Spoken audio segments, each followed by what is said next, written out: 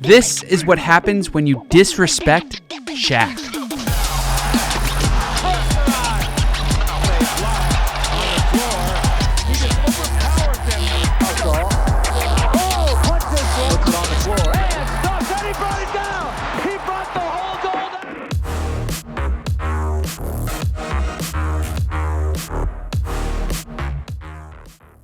Back in the 90s and early 2000s, Shaquille O'Neal was in the prime of his NBA career. He won scoring titles, championships, and was a perennial all-star. But his 1999 to 2000 NBA season was a whole other level. That season, Shaq won League MVP, Finals MVP, and brought the Lakers their first championship in 12 years. He averaged an insane 38 points, 16 rebounds, 2 assists, 1 steal, and 3 blocks per game in the playoffs. What the f***, Shaq? He would have and should have been the league's first unanimous MVP, but fell 1 vote short. You were 1 vote shy of becoming unanimous MVP. Idiot Hickman. I was going to ask. Because he destroyed history being a You think he was just being an Of course he was. He knew that he should have voted for you. Exactly. Come on now. Still, the Lakers were crushing teams and building a dynasty, all thanks to the power of Shaquille O'Neal. However, on March 6, 2000, it was Shaq's 28th birthday, and he was known to let loose on his special day. Plus, what's the point of all the accolades if you can't celebrate once in a while?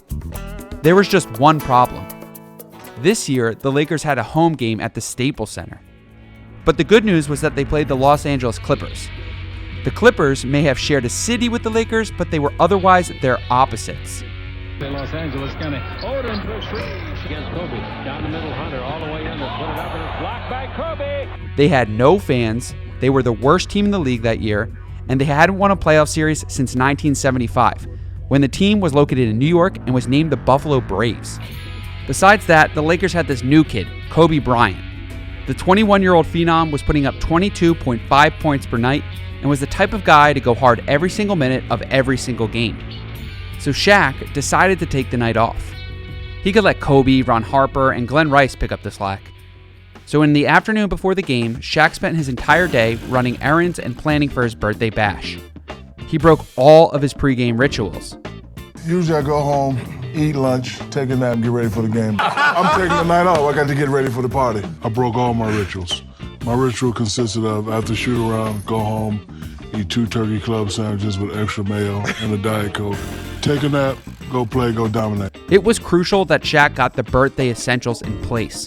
Because I didn't take a nap, and I'm out all day. I'm out, calling people, going to the mall, getting the jewelry. I got to get the ice ready. I got to get the derbies. I'm getting suits made. I got to get the car washed. I got to get the rim cleaned up. Come game time, Shaq was dead tired. I mean, how could you expect him to dominate without his Diet Coke, sandwiches, and pregame nap? The MVP just wanted to get through the game without wasting any more of his birthday energy. So he concocted a backup plan. Shaq planned on hitting the bench early and often. I was doing that game is I was going to foul shave. You know what foul shave is? No. Oh, what's that? Foul shaving is basically when you pick up some early fouls in order to get taken out of the game. Coaches hate this. It forces them to rely on their second unit and save their stars for later in the game, like in the 3rd and 4th quarter. But if you can make it look accidental, your coach is going to pull you out without any major repercussions.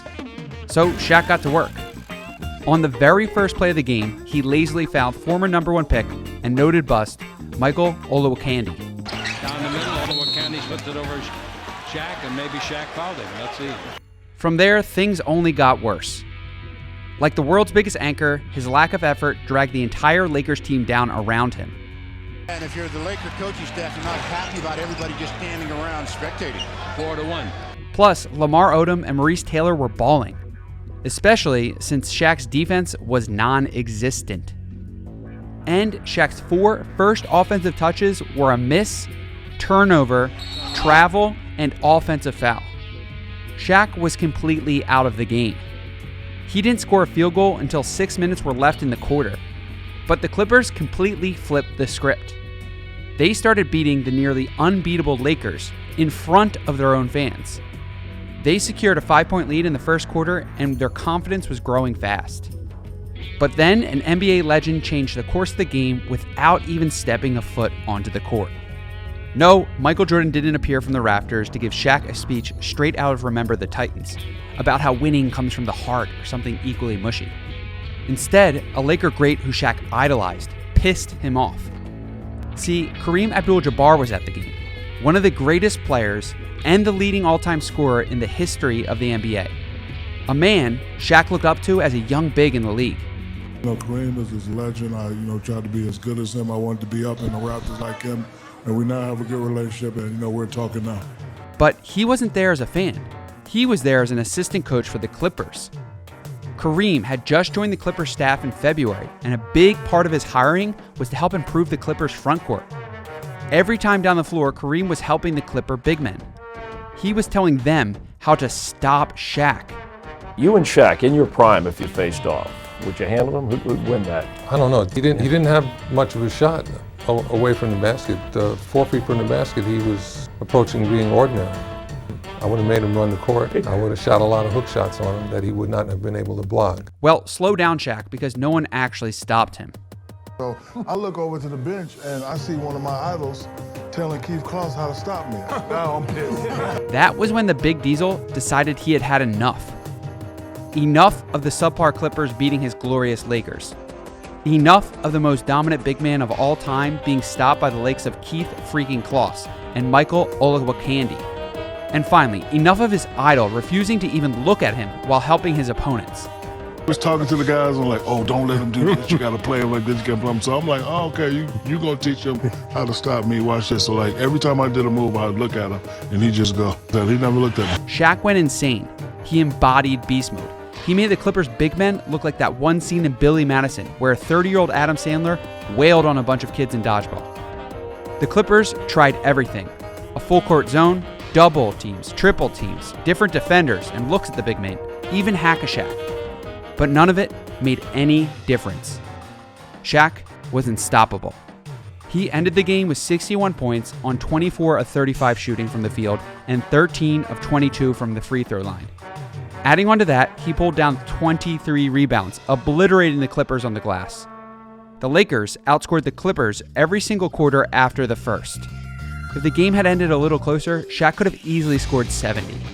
He was so dominant that there were 5 minutes left on the clock when Coach Phil Jackson finally took mercy on the Clippers and pulled Shaq from the game. The destruction was all thanks to Kareem.